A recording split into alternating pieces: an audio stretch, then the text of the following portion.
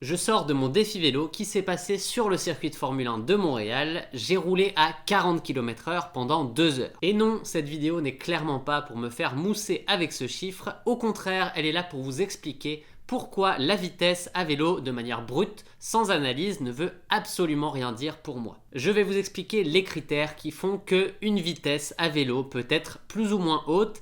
Et aussi, à la fin, je vais vous donner quelques astuces pour augmenter votre vitesse moyenne à vélo.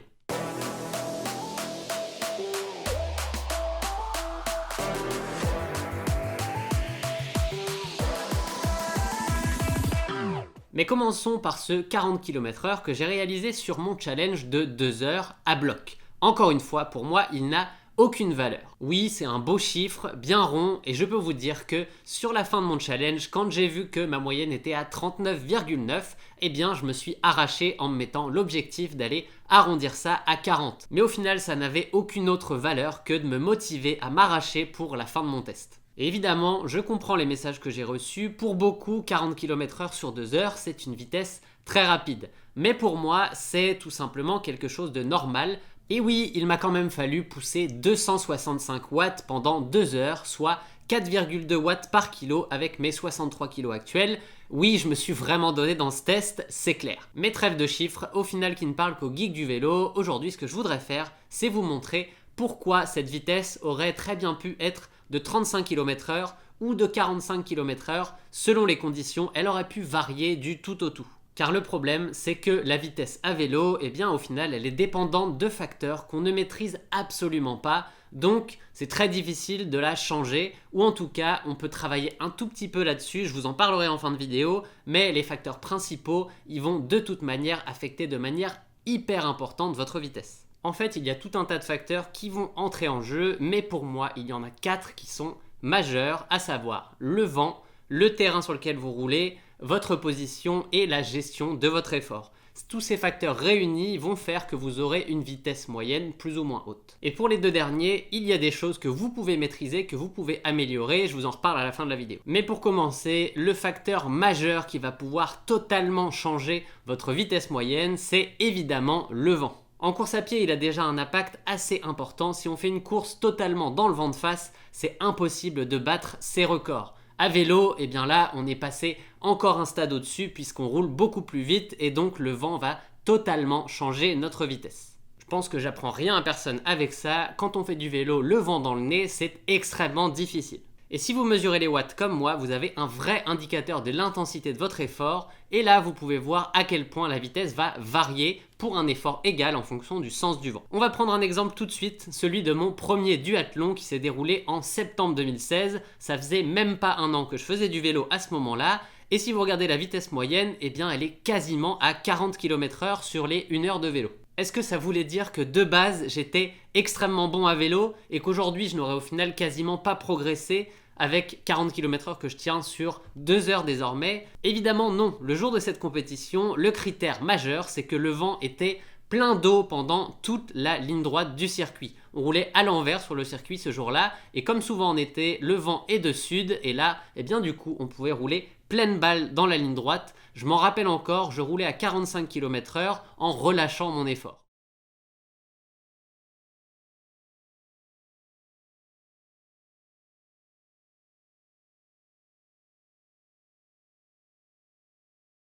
Alors que si on regarde un petit peu la vitesse que j'ai tenue pendant mon challenge de samedi dernier, eh bien je luttais pour maintenir 37-38 km/h dans la ligne droite, ça n'avait rien à voir. Et si on regarde les deux intervalles que je vous mets à l'écran actuellement, eh bien d'un côté on était à 40 km/h, et de l'autre, j'ai tenu 45 km/h avec, à quelques watts près, la même intensité. La raison, elle est très simple. Sur le 45 km/h, eh bien, j'avais un léger vent de dos, alors que sur le 40, eh bien, j'avais un léger vent de face. Ça fait donc 5 km/h d'écart. Pas besoin d'une tempête au final pour que l'impact du vent soit vraiment visible sur la vitesse, je vous l'avais dit. D'ailleurs, je n'ai pas retrouvé cette sortie, mais je me souviens d'un jour où le vent était tellement fort qu'il m'était impossible de passer au-dessus des 30 km/h, même si je donnais tout ce que je pouvais, j'étais coincé à un 25 km/h de moyenne maximum. Grosso modo, on était presque à la moitié de la vitesse que j'étais capable de tenir avec le vent légèrement dans le dos. Preuve que la vitesse ne veut vraiment rien dire à vélo. Et là, on parlait juste du vent, le premier facteur, car le deuxième va pouvoir énormément compter aussi, c'est le terrain sur lequel vous roulez. Si vous comparez la ville de Montréal, qui est pleine de trous, pleine de bosses, bref, c'est la pire surface sur laquelle vous pouvez rouler pour la majeure partie des routes ici, et si vous comparez au billard qu'on a sur le circuit Gilles Villeneuve, eh bien évidemment, ça n'a rien à voir, la vitesse va être totalement différente dans les deux cas. Quand je parle de terrain, je pourrais aussi parler du dénivelé, évidemment, mais j'ai pas besoin de vous l'expliquer, ça, quand ça monte, c'est dur, quand ça descend, c'est facile. On va s'arrêter là, on va passer à un sujet beaucoup plus intéressant. Typiquement, je parle de position sur le vélo et pas de matériel, car quand on parle d'aérodynamisme, il ne faut pas oublier que 80% de la surface que l'on met face au vent, eh bien c'est notre corps, ça n'est pas le vélo, il représente lui seulement environ 20%. Donc avant d'aller regarder le matériel, il faut vraiment penser à améliorer sa position sur le vélo pour essayer d'aller plus vite.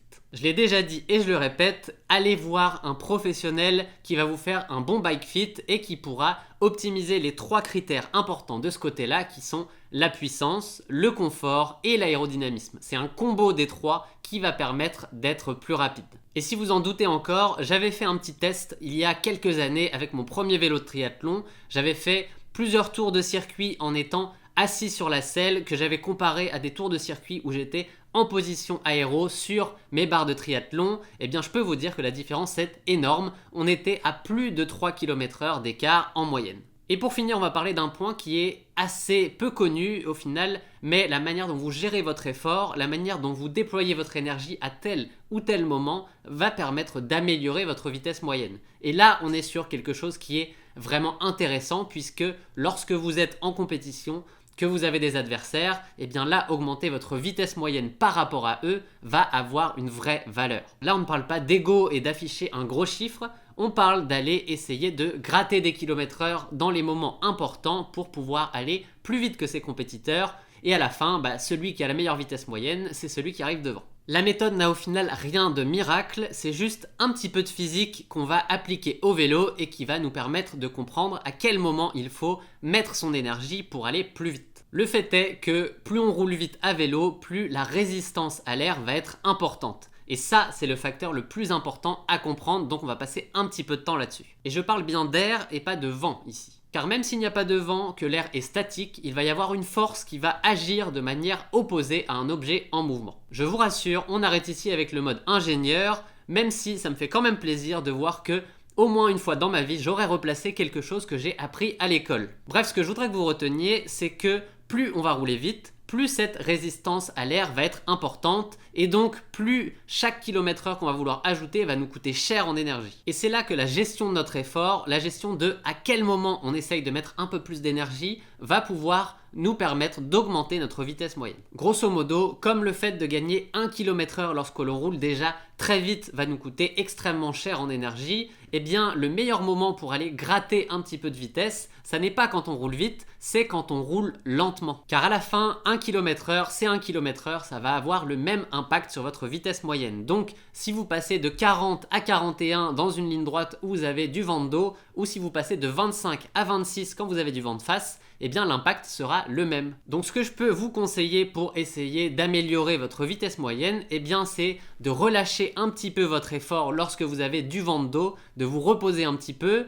et de remettre l'énergie qu'il faut par contre quand vous êtes dans le vent de face, puisque là vous allez pouvoir gagner des gros kilomètres/heure. Et oui, c'est le même principe, pour les montées, c'est là où il faut pousser un petit peu plus fort, vous pourrez ensuite vous reposer dans les descentes. Bon, je me suis un petit peu égaré ici, mais c'est vraiment un sujet qui me passionne, l'aérodynamisme, la manière dont on peut augmenter sa vitesse à vélo. J'ai pas voulu vous donner trop de détails techniques, mathématiques, physiques là-dedans, mais j'espère que ça vous aura quand même intéressé. N'hésitez pas à me le dire, on pourra aller plus dans le détail sur ce genre de points à l'avenir. En conclusion, voilà pourquoi j'attache très peu d'importance à la vitesse à vélo, elle est relative au final. Clairement, je préfère vraiment m'occuper de la puissance, qui est un indicateur qui va être beaucoup plus précis pour mesurer l'intensité de son entraînement et de sa progression. Et ça, eh bien, je vais vous en reparler dans pas longtemps puisque j'ai un nouveau capteur de puissance sur mon vélo et on va pouvoir retrouver l'analyse des chiffres et revoir si j'ai progressé ces derniers mois. Bref, je vous en reparle d'ici quelques semaines dans une vidéo quand j'aurai eu le temps